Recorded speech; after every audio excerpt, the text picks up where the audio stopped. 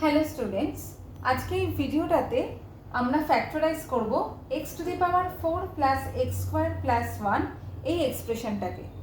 প্রথমেই যেহেতু পাওয়ারে 4 আছে, এটাকে আমরা লিখতে পারি এক্স স্কোয়ার হোল স্কোয়ার। এই 1টাকে আমরা লিখছি 1 স্কোয়ার হিসেবে।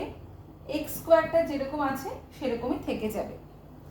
পরিষ্কার আমরা বুঝতে পারছি যে এখানে এ স্কোয়ার প্লাস বি স্কোয়ারের একটা ফর্মুলা অ্যাপ্লাই করতে হবে। এ স্কোয়ার প্লাস বি স্কোয়ারের ফর্মুলা হচ্ছে, যদি ভুলে গিয়ে থাকি একটুখানি দেখে নিই, A plus B whole square minus 2ab। তাহলে এখানে এক্স স্কোয়ারটা হচ্ছে এ, 1 হচ্ছে বি, তাহলে A plus B whole square minus 2 into A into B, আর এই এক্স স্কোয়ারটা সেমভাবেই থাকছে। তাহলে X square plus 1 whole square minus 2 into X square into 1 মানে 2x square plus X square. Like terms রয়েছে, -2 কিছু নেই মানে +1।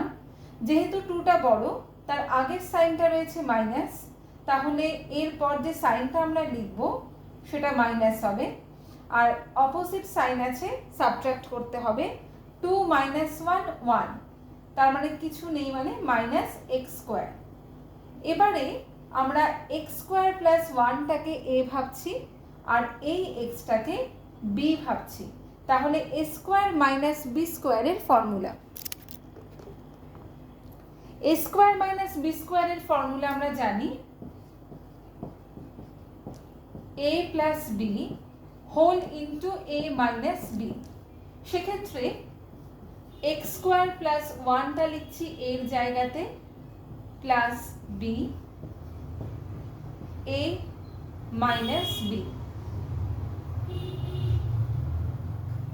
যেহেতু অলরেডি প্রোডাক্ট ফরম্যাটে হয়ে গেছে সাজানো, তার মানে এটা হচ্ছে ফ্যাক্টরাইজড ফর্ম।